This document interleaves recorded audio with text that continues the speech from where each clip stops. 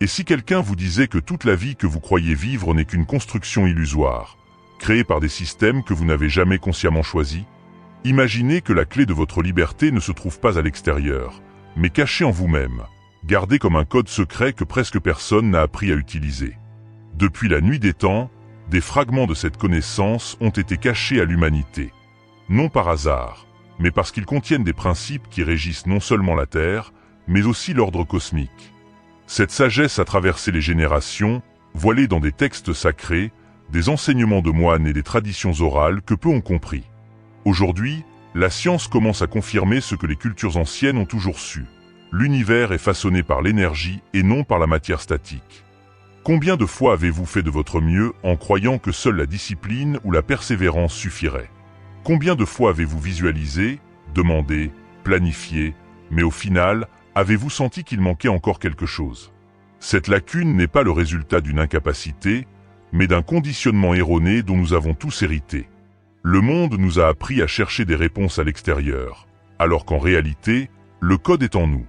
La réalité n'est pas construite à partir de briques ou de terre, mais à partir de vibrations. Tout ce que vous percevez comme solide est, en essence, un mouvement énergétique. Cette vibration suit des lois invisibles qui déterminent la qualité de vos pensées, de vos émotions et de vos désirs. Il ne s'agit pas d'une théorie courante de l'attraction, limitée aux pensées positives. Il s'agit d'un principe plus profond, capable de modifier complètement la perception de l'existence. C'est une règle qui relie la conscience et l'univers dans une danse constante. La redécouvrir, c'est lever le voile d'obscurité qui a maintenu l'humanité dans la confusion pendant des siècles. En comprenant comment les sentiments, l'esprit et l'attention interagissent avec le champ quantique, vous réalisez que chaque instant est une opportunité de création. Le chemin ne demande pas d'efforts excessifs, mais une clarté d'alignement. Les civilisations anciennes ont laissé des indices de cette compréhension. Dans les Védas, les textes bibliques, les papyrus égyptiens et les traditions tibétaines, le même message apparaît. Ce qui se manifeste à l'extérieur est le reflet de ce qui se cultive à l'intérieur. Les peuples anciens comprenaient que l'univers n'est pas fixe, mais une symphonie en mouvement constant. Les maîtres indiens appelaient cette pulsation spanda, le principe selon lequel tout vibre dans un flux éternel. Curieusement, la physique contemporaine est arrivée à la même conclusion par le biais de ce qu'on appelle l'effet de l'observateur. Tant qu'une particule n'est pas observée, elle n'existe qu'en tant que possibilité. C'est la conscience qui transforme les probabilités en réalité définie. Cette perspective se retrouve également chez les peuples autochtones. Pour eux, la magie n'était pas une superstition, mais la compréhension de l'esprit projetant des images dans le tissu de la réalité. La façon dont une personne pense et ressent crée le contour de ce qu'elle expérimente. Dans les Upanishads résonne la maxime « Yatadrishti tatasrishti » « Telle est la vision, telle est la création ». Cette phrase résume l'essence de la loi universelle. La vie extérieure reflète la façon dont l'être intérieur perçoit. Cette sagesse n'était pas une fantaisie, mais une science spirituelle. Les maîtres de yoga et les pratiquants de méditation transmettaient la même leçon. Lorsque l'énergie est centralisée et la respiration apaisée, la conscience atteint un autre niveau, capable d'influencer l'environnement. Dans le bouddhisme, le concept de shunyata, le vide créateur, décrit un champ illimité de potentialités qui ne se concrétise que lorsque l'esprit interagit. L'enseignement n'a jamais été « changez le monde », mais plutôt « changez-vous vous-même ». Ce qui semble extérieur n'est rien d'autre que le reflet de l'intérieur. C'est pourquoi ces connaissances étaient préservées dans des sociétés secrètes, transmises uniquement aux initiés. On craignait qu'utilisées de manière irresponsable, elles ne génèrent de la destruction. Aujourd'hui, cependant, l'humanité est prête à récupérer ce trésor oublié. Repensez à la métaphore de la radio. Si vous souhaitez écouter une chanson en particulier, il ne sert à rien de se plaindre ou d'insister sur la mauvaise station. Il faut syntoniser la bonne fréquence. La vie fonctionne exactement de la même manière. L'univers est un immense champ d'ondes où d'innombrables expériences existent déjà. Abondance, santé, amour, joie. Tout est disponible sous forme de possibilités vibratoires. Cependant, aucune d'entre elles ne devient réalité tant qu'il n'y a pas d'harmonisation. C'est là qu'intervient le rôle de l'observateur. Votre conscience, votre attention et vos émotions décident quelles ondes se concrétisent en expérience. L'erreur la plus courante est de croire que le simple fait de désirer suffit. Les gens affirment vouloir la prospérité, mais ils ont peur de la pénurie. Ils répètent qu'ils veulent l'amour, mais ils cultivent l'insécurité. Ils proclament la santé, mais ils nourrissent l'anxiété. Ces signaux contradictoires génèrent une vibration confuse. Et l'univers ne répond pas aux mots, mais à l'ensemble énergétique. Répéter des affirmations sans transformer la fréquence interne revient à essayer de capter une station sans régler le cadran. Le résultat sera toujours du bruit. La loi est exacte. Vous ne recevez pas ce que vous demandez, vous recevez ce que vous êtes. Le chant ne comprend pas les discours, mais reconnaît les états vibratoires. Si la fréquence prédominante est celle du manque, la vie vous apportera davantage de situations qui renforcent ce sentiment. Si l'harmonie prédomine, les événements reflèteront cet ordre. Par conséquent, le véritable travail ne consiste pas à lutter contre ce qui est à l'extérieur, mais à cultiver en soi l'état correspondant à ce que l'on désire. Il ne s'agit pas de faire semblant ou d'imaginer superficiellement, mais d'incarner la version qui possède déjà ce que vous recherchez. Cela demande du courage. Cela signifie abandonner l'identité qui se définit par le manque et commencer à vivre comme quelqu'un qui a déjà atteint l'abondance. Cela signifie se sentir comblé avant même que cela ne se manifeste à l'extérieur. C'est l'attitude de celui qui a syntonisé la bonne radio et n'a pas besoin de preuves pour croire. C'est le premier secret de la règle quantique. On n'attire pas ce que l'on désire, on manifeste ce qui fait déjà partie de sa vibration. Comprendre cette clé, c'est réécrire sa propre histoire. Ce n'est pas une théorie lointaine, mais une science spirituelle appliquée. La physique confirme ce que les traditions anciennes ont toujours enseigné. La réalité est malléable et répond à l'observateur. Tout ce qu'il faut, c'est de la cohérence. À chaque respiration, à chaque choix, vous décidez de rester sur l'ancienne fréquence ou de stabiliser la nouvelle. C'est la révélation initiale de la règle oubliée. Ce n'est ni une promesse vide de sens, ni une illusion magique. C'est une invitation à assumer la responsabilité d'observer consciemment. Le pouvoir ne réside pas dans des formules complexes, mais dans le choix répété d'être la version qui vit déjà la réalité souhaitée. Ainsi, l'illusion se dissipe et le véritable potentiel commence à se manifester. Beaucoup croient que manifester consiste simplement à penser positivement ou à ressentir des émotions agréables pendant quelques instants. Cependant, ce n'est qu'une fraction du processus. La grande majorité des enseignements populaires ignorent ce qui soutient réellement le changement. Les anciens enregistrements qui restent actifs dans le corps et le système nerveux. Il ne suffit pas d'imaginer l'abondance si, en même temps, les souvenirs de peur et de douleur continuent d'envoyer des signaux de pénurie. Il ne suffit pas de prononcer des phrases de réussite lorsque l'organisme réagit, encore comme s'il était en danger. L'univers ne répond pas au discours, mais à la cohérence énergétique. Chaque être humain transmet un signal intégral, formé par ses pensées, ses émotions, sa respiration, sa posture et les vibrations de son cœur. Lorsque tout s'aligne, le message envoyé au champ quantique est clair. Cette clarté s'appelle la cohérence. Le secret quantique révèle que ce n'est pas seulement l'esprit rationnel qui crée, mais l'ensemble vibratoire.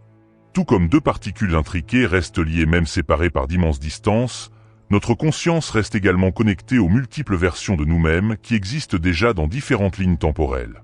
Ce phénomène, qu'Einstein a appelé « action fantomatique à distance », souligne la même vérité, rien n'est vraiment isolé.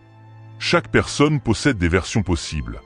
Une réalité dans laquelle elle est prospère, une autre dans laquelle elle vit en harmonie, une autre encore dans laquelle elle jouit d'une santé parfaite.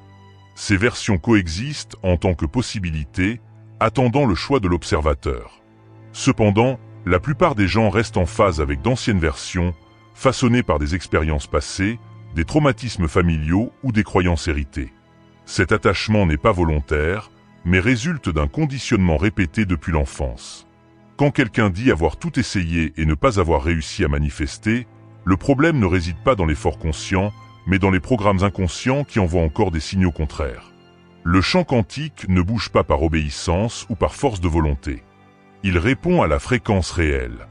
Et cette fréquence ne se définit pas en 5 minutes de pensée positive. Elle est façonnée par l'état qui se maintient à chaque instant. L'observateur fait s'effondrer la ligne temporelle en fonction de l'identité qu'il soutient. La question essentielle se pose alors. Qui est l'observateur qui est aux commandes maintenant? C'est une question que peu de gens se posent. C'est pourquoi beaucoup échouent. Il croit que sauter de réalité en réalité consiste à exécuter une technique, alors qu'il s'agit en fait d'assumer une nouvelle identité. Le saut quantique n'est pas un événement qui se produit de l'extérieur vers l'intérieur, mais un processus de transformation interne. Pour changer de ligne temporelle, il faut désactiver l'identité qui maintient l'ancien schéma et installer l'identité qui vit déjà le résultat souhaité. Ce processus peut être pratiqué consciemment en 3 étapes. La première consiste à observer. Fermez les yeux ou faites simplement taire votre esprit pendant quelques instants et observez quelle identité gouverne vos choix actuellement. Quelles peurs, attentes et croyances sont présentes. Il faut regarder avec sincérité, sans jugement, en se contentant de reconnaître. La deuxième étape consiste à se séparer de cette ancienne identité. Lorsque vous percevez le schéma, déclarez intérieurement « Ce n'est pas moi, c'est juste un programme que j'ai appris ». Cette séparation est puissante car elle retire l'énergie des croyances qui semblaient définitives. À ce moment-là, une résistance apparaît souvent. L'ancien schéma tente de survivre, suscite des doutes, crée un malaise. C'est naturel. C'est le signe des T que la programmation est en train d'être désinstallée. Il est essentiel de persister dans ce témoignage sans s'identifier à l'ancienne voix. La troisième étape consiste à choisir consciemment la nouvelle identité. Il ne s'agit pas d'imaginer de manière distante, mais d'incorporer dès maintenant ce que l'on souhaite vivre. Se demander « Comment respire la version de moi-même qui a déjà atteint la prospérité ? Comment parle la version qui vit déjà le véritable amour ? Comment marche la version qui possède déjà une santé éclatante ? Et surtout, qu'est-ce que cette version ne tolérerait plus ? Cette question permet d'abandonner les anciennes habitudes, pensées et attitudes qui ne sont pas compatibles avec la nouvelle réalité. Cet exercice n'est ni un rituel magique, ni une pratique ponctuelle. C'est une discipline quotidienne. À chaque respiration, à chaque décision, le nouvel observateur se renforce. La vie ne répond pas à des intentions passagères, mais à des signaux cohérents. Tout comme une station de radio se stabilise lorsque la fréquence est maintenue, la réalité s'ajuste également lorsque l'identité choisie se répète continuellement. Cependant, il faut comprendre que ce changement entraîne un recalibrage. Lorsqu'un nouveau programme est installé, le système qui fonctionnait sur l'ancienne fréquence réagit. Des bruits apparaissent, des situations étranges se produisent, les gens réagissent différemment. L'environnement extérieur commence à se réorganiser pour refléter la nouvelle vibration. Beaucoup interprètent ces bruits comme un échec, mais ce sont des signes que le champ est en train de changer. Persévérer avec cohérence est ce qui garantit la consolidation de la nouvelle ligne temporelle. Ce processus peut sembler subtil, mais il est transformateur. Par exemple, quelqu'un qui souhaite l'abondance financière peut commencer à agir avec un état d'esprit d'abondance avant même de voir l'argent supplémentaire arriver. Cela signifie valoriser le temps, l'énergie et les choix. Cela signifie cesser de renforcer les histoires de manque et commencer à ressentir de la gratitude pour ce qui existe déjà. Ce changement interne envoie à l'univers le message que l'on est déjà en phase avec la prospérité. Le champ répond en apportant des expériences compatibles. Il en va de même pour les relations. Ceux qui souhaitent connaître l'amour authentique doivent d'abord cultiver l'amour de soi et apprendre à offrir le type de présence qu'ils aimeraient recevoir. Il ne sert à rien d'attendre que l'autre comble un vide qui domine encore à l'intérieur. Le champ renvoie exactement le signal que vous émettez. En choisissant d'être un ami loyal, un partenaire sincère, l'énergie s'aligne et attire des relations du même niveau. En matière de santé, la logique est identique. Il n'est pas possible de bien vivre en se concentrant uniquement sur les défaillances du corps. Il est nécessaire de porter son attention sur ce qui fonctionne déjà, en nourrissant sa vitalité par des choix conscients. Lorsque l'observateur interne change, le corps réagit de manière surprenante. En effet, chaque cellule écoute le champ vibratoire que vous entretenez. Le plus important est de comprendre qu'il ne suffit pas de souhaiter des résultats. Il faut devenir le résultat. C'est l'essence même du saut quantique. Cesser d'être commandé par l'ancien observateur et vivre comme le nouveau. Peu importe s'il y a encore des signes du passé. Chaque fois que vous vous souvenez et que vous revenez à votre nouvelle identité, vous renforcez l'effondrement de la ligne souhaitée. Peu à peu, l'ancienne fréquence perd de sa force et disparaît. La pratique n'est pas une question de perfection, mais de cohérence. Il y aura des moments d'oubli. Il y aura des rechutes. Mais chaque souvenir est une victoire. Chaque respiration consciente d'été est un pas en avant. Le champ n'exige pas que vous ne fassiez jamais d'erreur, mais que vous fassiez à nouveau le choix, encore et encore. Cette répétition crée la stabilité. Au final, le saut ne se produit pas parce que vous forcez, mais parce que vous cessez d'alimenter ce que vous ne voulez plus. Le véritable changement est silencieux, construit à partir de petits choix, de respiration, de décision et d'attitude. L'univers écoute chaque détail et répond sans faille. C'est là toute la grandeur de la règle quantique oubliée. Il ne s'agit pas d'attirer ce que l'on désire, mais de devenir celui qui vit déjà ce que l'on désire. Certaines connexions changeront inévitablement. Non pas parce que vous rejetez des personnes ou des situations, mais parce qu'elles étaient soutenues par l'identité que vous avez laissée derrière vous. Le plus grand défi survient lorsque l'ancienne ligne temporelle tente de se réaffirmer. Elle se manifeste comme un écho vibratoire, apportant des sensations d'insécurité, de lourdeur ou d'étrangeté. Ce malaise n'indique pas une erreur. Il montre simplement que vous êtes sorti de votre fréquence habituelle et que votre corps s'adapte encore au nouveau champ.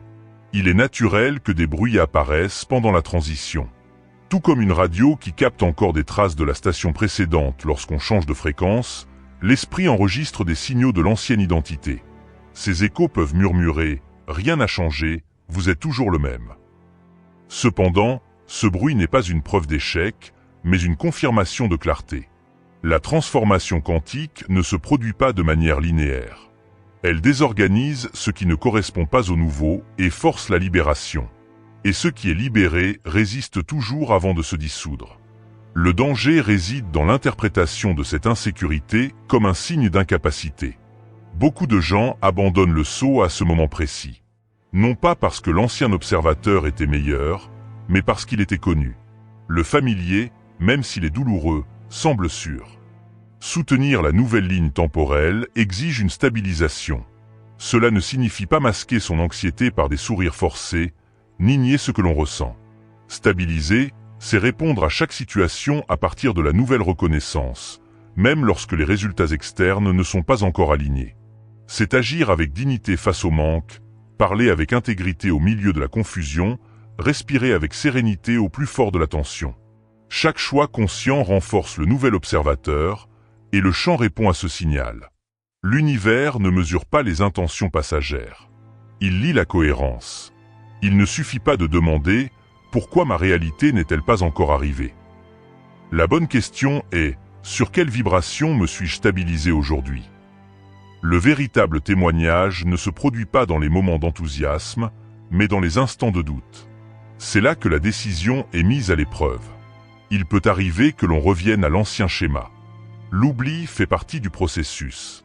Mais chaque fois que vous vous souvenez et que vous revenez à votre nouvelle identité, vous réinscrivez la réalité. Avec le temps, l'ancienne fréquence perd de sa force. Comme une flamme sans bois, elle s'éteint. Vient alors le moment où vous réalisez que vous ne faites plus d'efforts pour maintenir le changement. Il est devenu naturel. Le monde extérieur commence à refléter cet état. Non pas parce que vous l'avez forcé, mais parce que vous avez cessé d'alimenter la vibration contraire. Lorsque l'ancienne énergie cesse d'occuper l'espace, la vie n'a d'autre choix que d'actualiser le scénario. C'est à ce moment-là que les signes deviennent visibles. Nouvelles opportunités, relations renouvelées, circonstances alignées. Tout cela apparaît comme une conséquence de la stabilité vibratoire. Le secret ne réside pas dans de grands bonds en avant, mais dans de petits choix quotidiens. Une décision, un geste, une respiration consciente. C'est ainsi que la nouvelle ligne temporelle S-T se renforce. Manifester n'est pas un spectacle, c'est une discipline. Il ne s'agit pas de collectionner des techniques, mais de cultiver l'équilibre. Les maîtres les plus cohérents ne sont pas ceux qui en savent le plus, mais ceux qui font preuve de constance.